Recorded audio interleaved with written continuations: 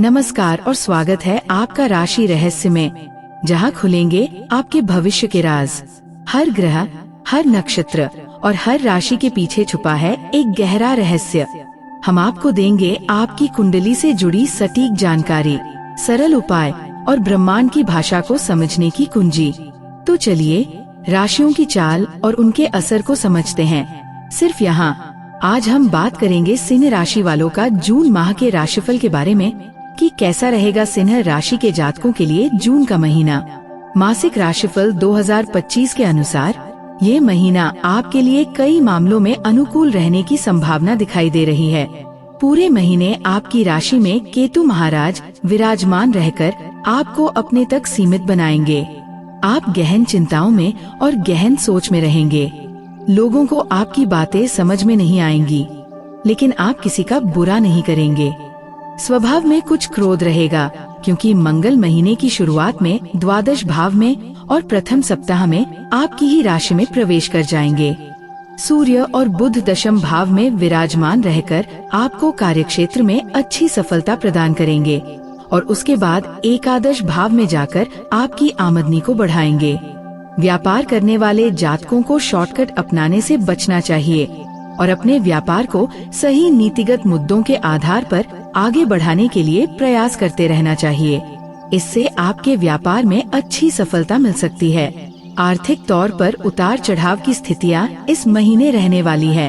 खर्च भी लगे रहेंगे, लेकिन आमदनी में बढ़ोतरी होती रहेगी।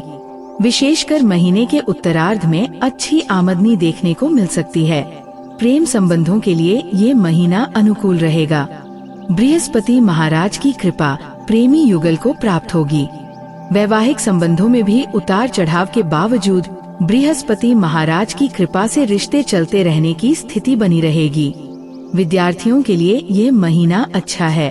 आप अपनी प्रतिभा से अच्छा काम कर सकते हैं। स्वास्थ्य को लेकर कुछ परेशानियां आपको हो सकती है, जिन पर ध्यान देने की आवश्यकता पड़ेगी।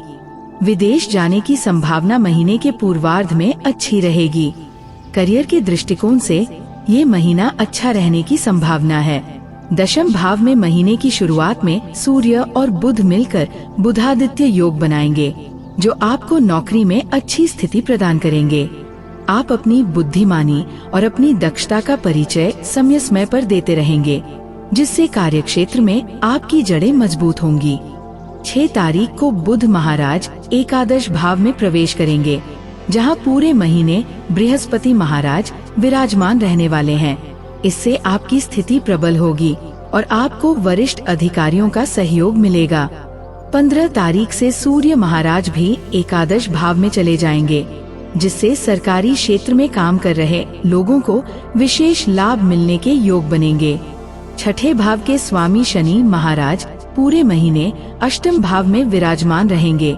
इसलिए कार्यक्षेत्र में आपको जमकर पसीना बहाना पड़ेगा और खूब मेहनत करनी पड़ेगी। दशम भाव के स्वामी शुक्र महाराज नवम भाव में विराजमान रहेंगे, इसलिए 29 तारीख से पहले आपके तबादले के योग बन सकते हैं। उसके बाद शुक्र महाराज दशम भाव में अपनी राशि में प्रवेश करेंगे। कार्यक्षेत्र में आराम का माहौल बनेगा और आपको अपने काम में आसानी होगी। सप्तम भाव में पूरे महीने राहु महाराज विराजमान रहेंगे। महीने की शुरुआत से लेकर अंत तक मंगल की दृष्टि और बृहस्पति की दृष्टि आपके सप्तम भाव पर रहेगी, जिससे व्यापार में कुछ उथल पुथल हो सकती है।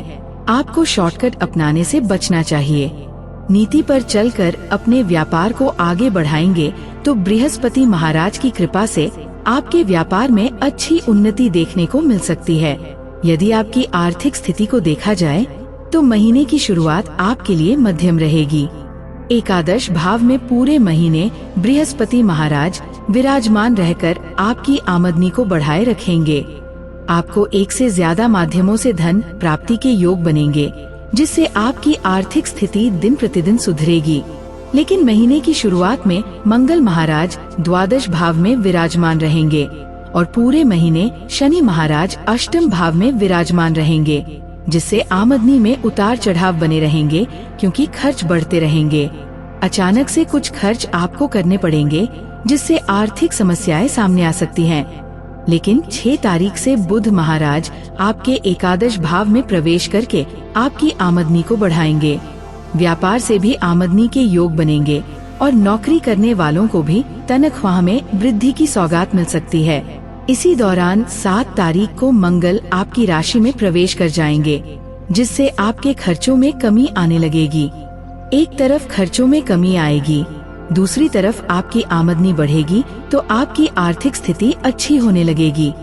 हालांकि 22 तारीख से बुध महाराज के द्वादश भाव में चले जाने से फिर से कुछ खर्च बढ़ेंगे, लेकिन शुक्र महाराज 29 तारीख से दशम भाव में आकर आपकी आमदनी में तेजी लेकर आएंगे।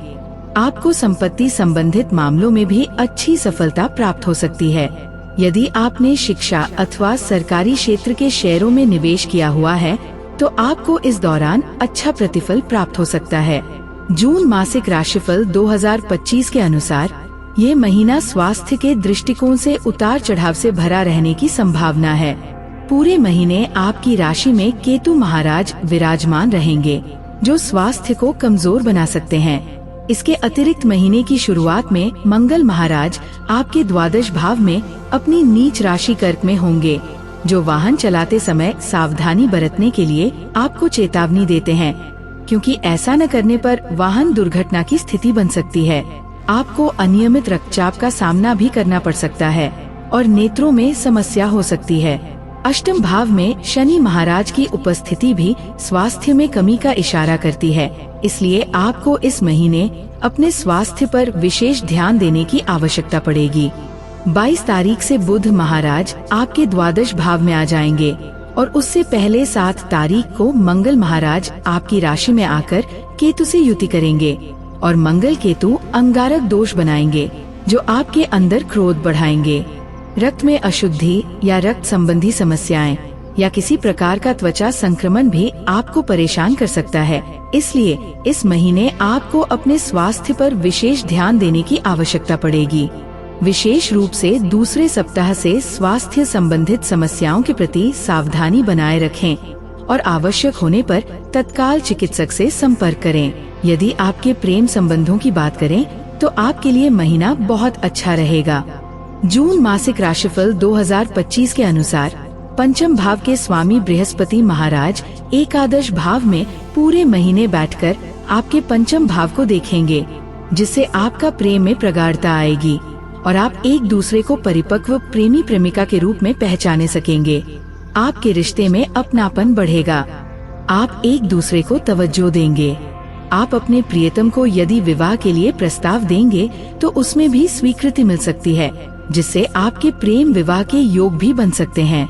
अष्टम भाव में बैठे शनि महाराज की दृष्टि पंचम भाव पर होने से बीच बीच में कुछ चुनौतियां भी आपके रास्ते में आएंगी, लेकिन वह आपकी परीक्षा के लिए होंगी। आपके रिश्ते में आपको सफलता मिलेगी। अविवाहित जातकों के विवाह के योग बनेंगे। विवाहित जातकों की बात करें तो सप्तम भाव के स्वामी शनि महाराज पूरे महीने अष्टम भाव में रहेंगे।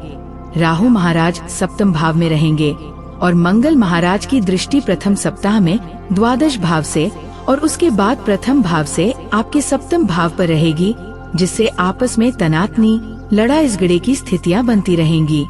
लेकिन बृहस्पति महाराज की दृष्टि सप्तम भाव पर होने से रिश्ता चलता रहेगा और धीरे धीरे समस्याओं में भी कमी आएगी। आपको इस महीने संतान प्राप्ति की खुशखबरी भी मिल सकती है अथवा संतान से संबंधित सुखद समाचार प्राप्त हो सकते हैं। ये महीना पारिवारिक जीवन के लिए अनुकूल रहने की संभावना है, लेकिन महीने की शुरुआत थोड़ी कमजोर रह सकती है, क्योंकि चतुर्थ भाव के स्वामी मंगल महाराज महीने की शुरुआत में द्वादश भाव में विराजमान रहेंगे। अष्टम भाव में बैठे शनि की दृष्टि दूसरे भाव पर होगी और मंगल की दृष्टि महीने की शुरुआत में तीसरे भाव पर होगी, इसलिए पारिवारिक जीवन में कुछ उतार चढ़ाव रहेंगे। लेकिन सूर्य और बुध दशम भाव में बैठकर चतुर्थ भाव को देखेंगे, जिससे पारिवारिक परिस्थितियों को अच्छे से संभाल लेंगे और परेशानियों में कमी आएगी। 6 तारीख से बुध और 15 तारीख से सूर्य आपके एकादश भाव में जाएंगे।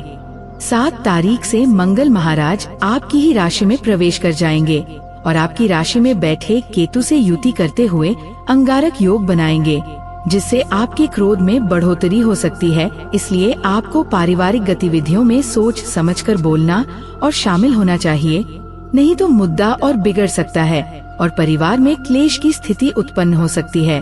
परिवार की आमदनी में अच्छी बढ़ोतरी देखने को मिलेगी। माताजी और पिताजी का स्वास्थ्य भी अनुकूल रहेगा। महीने के उत्तरार्ध में भाई बहनों का स्वास्थ्य अच्छा होगा और उनसे आपके संबंध मधुर बनेंगे। आपको समय समय पर उनकी जरूरतों का ध्यान रखना चाहिए। आपको प्रत्येक बुधवार को श्री गणेश जी को दुर्वांकुर अर्पित करना चाहिए। अच्छी सी गुणवत्ता का पुखराज रत्न सोने की मुद्रिका में जड़वा कर शुक्ल पक्ष के दौरान बृहस्पतिवार के दिन दोपहर के समय में अपनी तर्जनी अंगुली में धारण करना चाहिए। किसी मंदिर में ध्वजा लगाना आपके लिए लाभदायक रहेगा। आपको प्रत्येक रविवार को श्री आदित्य हृदय स्तोत्र का पाठ करना चाहिए। दोस्तों, अगर आपको राशियों के रहस्यों को जानना है तो जुड़े रहिए राशि रहस्य यूट्यूब चैनल के साथ। अगर वीडियो पसंद आया हो तो लाइक करें, शेयर करें और ऐसे ही रहस्यों के लिए सब्सक्राइब करें राशि रहस्य यूट्यूब चैनल को। धन्यवाद।